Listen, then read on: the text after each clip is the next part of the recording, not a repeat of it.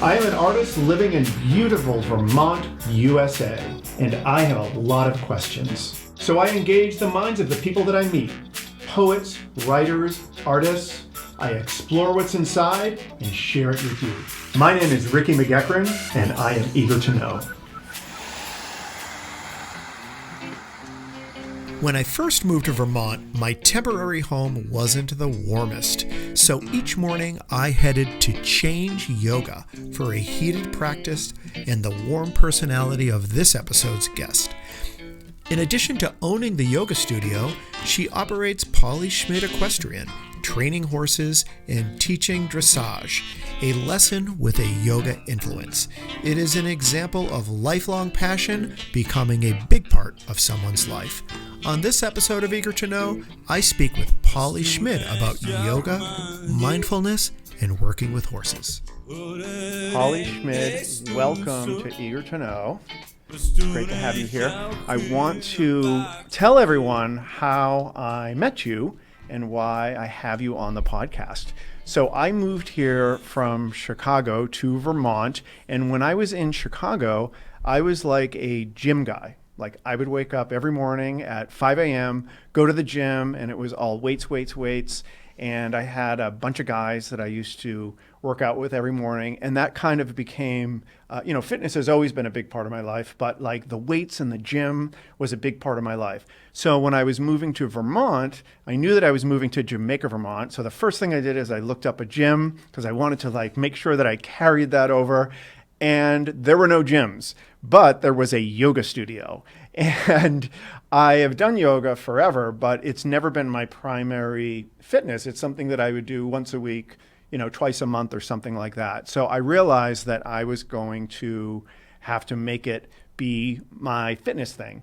So I went to Change Yoga in Jamaica, and you are the owner and you're also the teacher, and you're also such a wonderful spirit. And I really appreciate that. And I got to know you through yoga and outside of yoga. And I wanted you to be on the podcast because I wanted my listeners to be able to experience your wonderful spirit. Mm-hmm. Wow, that's awesome. I was like, oh, there's a new guy. Who's this guy? We have such a small community. And then a new person comes in. And it's like, oh, well, let's see what, he's all about. And it takes a little while to get to know people. But as soon as you came in, it just felt like you were part of the studio. Like, for me, the people that come make the studio. Mm-hmm. And so now I've got this new guy, and he's making this energy, and then finding out a little bit about you with your art, which I'm so interested in, and you do podcasts. And then you're there, and you're part of the whole group. So it was so nice to have you join us and come into Jamaica, this tiny little town with a tiny little studio.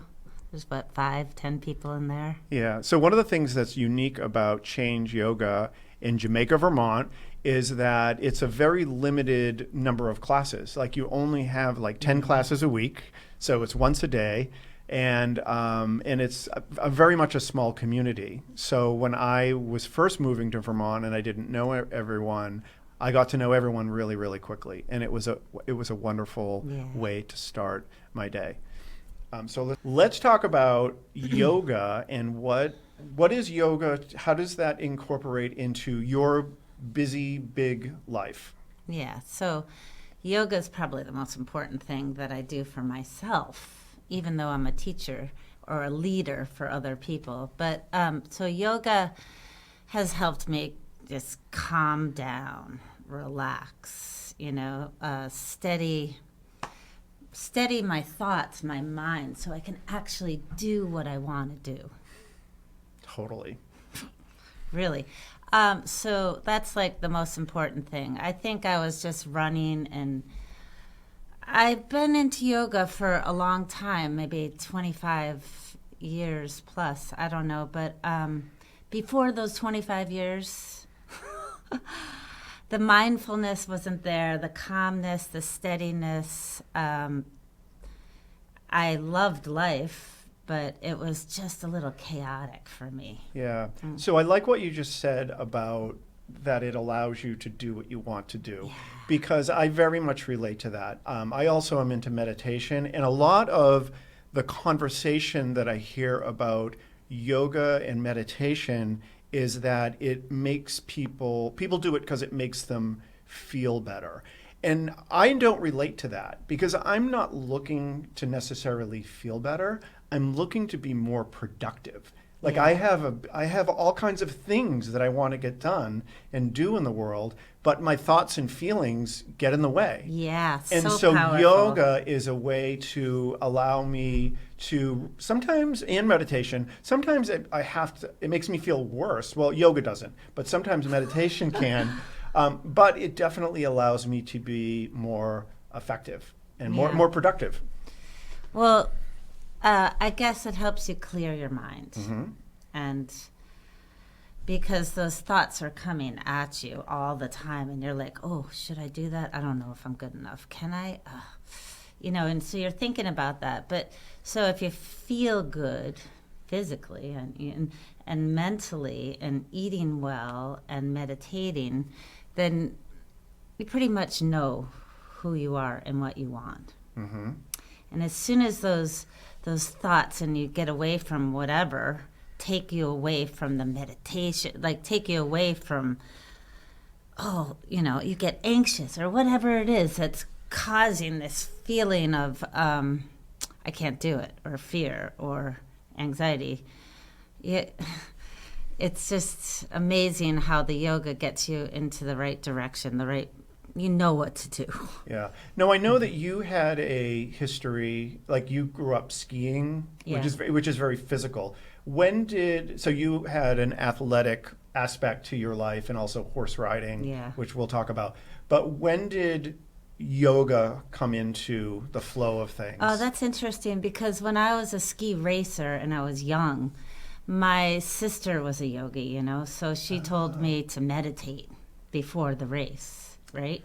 So I'd sit down and I'd crunch up into a little ball, and I'd just breathe in and breathe out and breathe in and breathe out, so I could clear my mind. Yeah. Because I had horrible equipment back then, right? Whose ever hand-me-down I could get. So it was kind of scary because my equipment wasn't so good. And then I'd take off full blast, and it wasn't like I was thinking about my bindings might pop off or something. I could be really clear and focused on what I was doing. So that's where the meditation, I don't know if that was the beginning of it, but that's helped me a lot in my focus for my sports. And then the meditation turned into a yoga practice? Yeah, well, that's the interesting thing. I had scoliosis, and I was in a body brace as a kid. And I had to do exercises all the time for my back. And really, the yoga was a huge part of me not wearing a full body brace as a kid, because I was moving the muscles around on my body, so my spine wasn't getting more and more crooked. It was really tough as a kid. Having that, it was in 8th grade, 9th grade, 10th grade. Was it a removable brace type thing? Yeah, so it was from here down to here, and my mom would put her knee on the side of my body and crank it tight, and it would straighten your spine.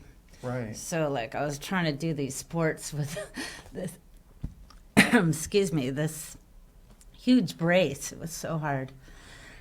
But they told me if I did yoga and I swam, that I wouldn't have to wear it. So that's what got me into that. And the meditation of oh dear God, please help me, my spine, Right. So that became a practice of praying back then. Okay. So I think that's when it first started, the yoga. Okay. Now, what kind of sports were you in besides downhill skiing? Were you involved in everything? There was horse riding, downhill skiing. So I was a ski racer, and downhill and cross country running. I love that. Yeah, I know. We used to run into each other at Jamaica State Forest running. Nobody else in the park but us, but that's great. I got to tell you, I miss Jamaica State Forest, because I live here near Bellows Falls, Vermont, which is where I live now. And there's really not a good place to go running here. And when I was living in Jamaica, I used to go So at nice. Jamaica State Forest, and it was like 4 mile. It's 2.5 miles So up and nice. back. I went cross country yesterday, all the way down and back on skis, and the river was running and beautiful. The snow. Yeah. Now you have a very strong personality, and you were obviously like that as a kid. And you grew up in a big family? Yeah. Or how did that work? Were 7. you? Oh, 7 kids. Wow. Okay. Now, where do you fall in that? So I'm the 6th kid. Oh, so the second Yeah. youngest. Okay. And so I pretty much kept my mouth shut, because you're the 6th kid. You just do your job. Okay.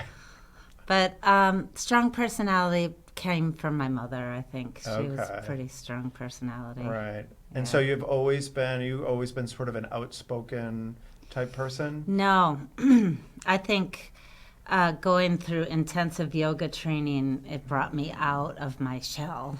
Really? Yeah, and I could really speak the truth of, because I would just not say anything, and now I feel like it's helpful for people to know what's happened to me in my life, or it's I don't need to stay clammed up so much. Isn't that interesting? Because now I'm outgoing and Totally outgoing. yeah. Yeah.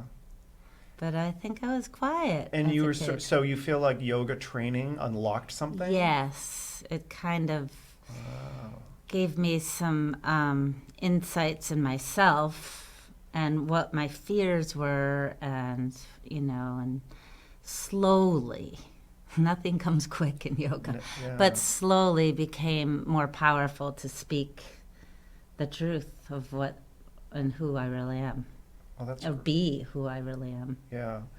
and Now, not worry about what people think or, yeah, yeah. that's a tough one.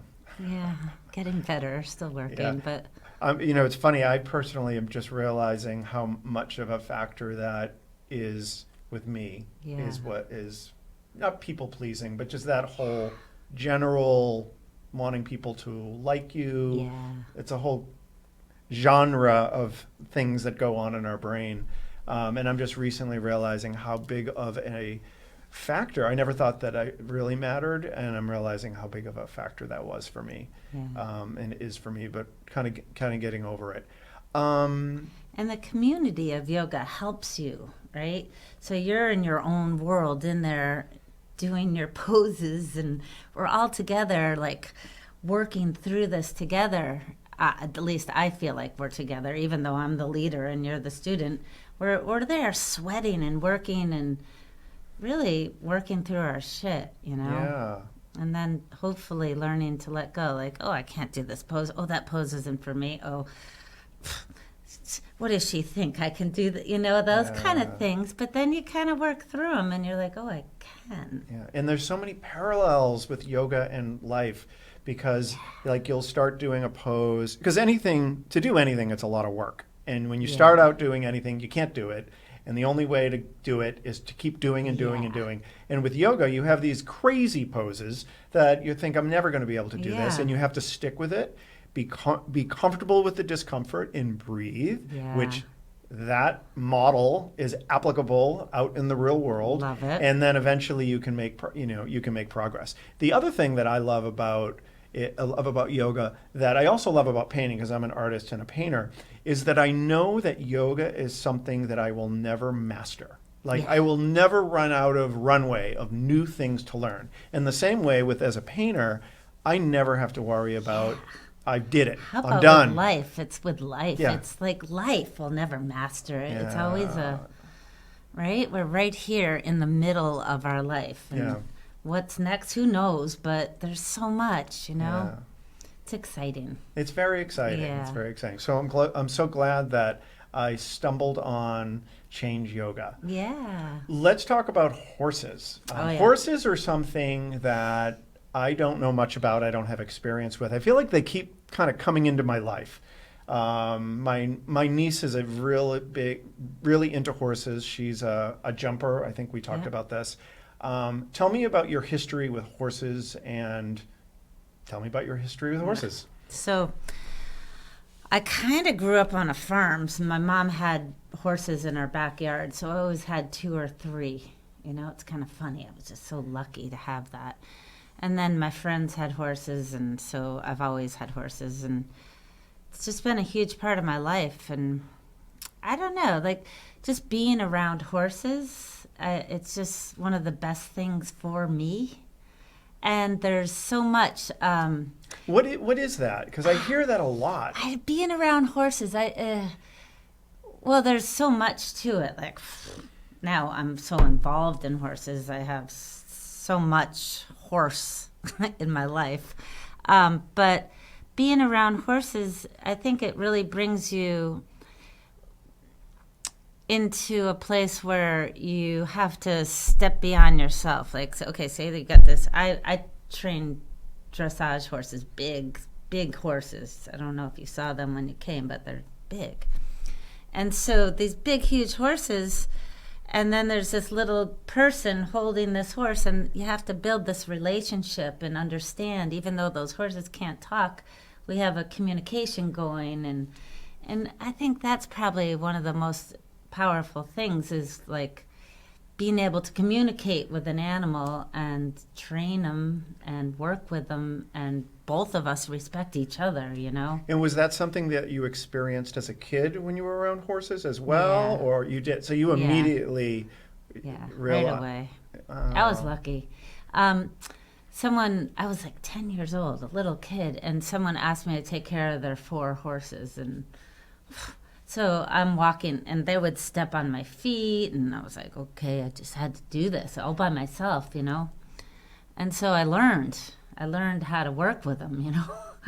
You had to learn. Yeah. By like survival. Right. So are you a writer or more of a caretaker? Like, what is your connection? Is it more writing or just like...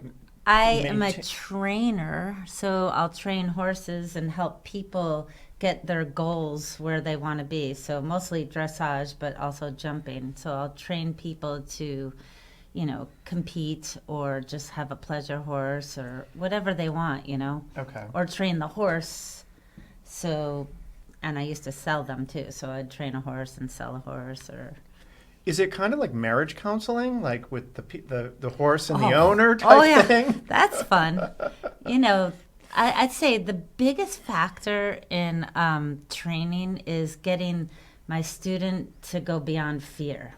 Okay. And I find that in yoga also. So those 2 things are like, the biggest thing is like, they need to trust. They need to trust me, number 1, like, and then they need to trust their horse, you know. Then they need to trust themselves, you know. That 3 things working together. Right. It's important. And I think I get that, you know, with my clients. I get to the point where they feel comfortable, and, you know, and the horses, I get to that point with the horses too, where they're very comfortable in their jobs and environment. Now, are you... Hopefully I do that in my yoga class. Yeah, no, definitely, Yeah. in my experience. I mean, I don't really try to do that in particular, but that's what's happened. Would you say that working with horses helps you understand people better, or would you say the other way around? Like, kind of knowing people helps inform horses, you know, understand horses better, or are they completely unrelated? I think it's separate. Separate.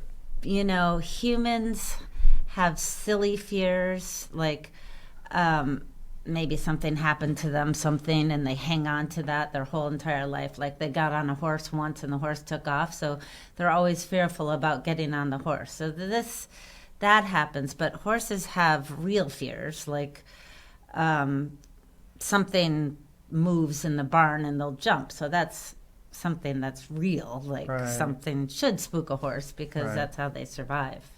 So, you know, working the minds of 2 different animals. The human mind is way more complex than the horse mind. Okay. Yeah. The horse mind is simple and, more easy to understand a horse. Although I've been working with humans so long that I think I get them too now.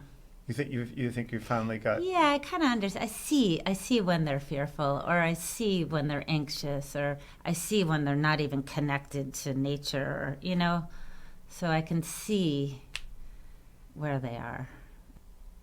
So yeah, you should all ride horses. I've Do ridden yoga. horses once. I rode a horse once. We had a like a group thing where a bunch of us went to a place where you could ride horses, and I was so scared because Yeah, I that's the was fear. really scared. So they gave me the little tiny horse that was for the kids, Yeah. and that was the one that I got. Yeah, So I think it's a breakthrough for us as humans to establish a relationship with big horses, right? It's something we should all do, is like challenge yourself. Like, it's scary. Let's step into that. Let's go into that feeling of fear and see if I can get through it. good. And the other part of it is your physical body and how you need to be in line or in tune with the horse. Like, if you're tight and holding on like this, the horse feels like a rider's like a brick on him. Or if you're relaxed and moving. So that's another part. And just being able to use your body on a horse. Like, you're strong and flexible, so it might not be so challenging for you, but then the fear would come in and the shoulders would get tight or something like that. So alignment and relaxation, or the physical practice of yoga too, not just the mental practice of yoga, is important for the horse riding. For the horse riding. Yeah. Yeah, I know that people always refer to horse riding as like physical activity, and I never thought of it in that way. I know, I it's mean, funny. I mean, I think I sort of do, but I kind of just think you're riding a horse. No. But I know that I'm wrong, so I'm glad that you were able to explain this. I mean, if you came and rode with me, you'd just like all your muscles. You wouldn't believe how many muscles you would use. But at the same time, you have to be so relaxed and being able to move with the horse. So that's a real art. So can I come ride? Yeah, you have to come ride now after this podcast. All right. Well, then Yeah. I'll give listeners an update Okay. on how it was. And I know that I will be in great hands Yeah. because the last time I went, I don't necessarily know if I was in good hands. But if anyone was going to, guide me on a horse, I would feel 100% confident with you. Thank you. So that's great. That's good. Well, this has been great. I'm glad that we got to kind of even get to know each other. I mean, we know each other a lot through yoga, and we've been to a couple parties. Yep.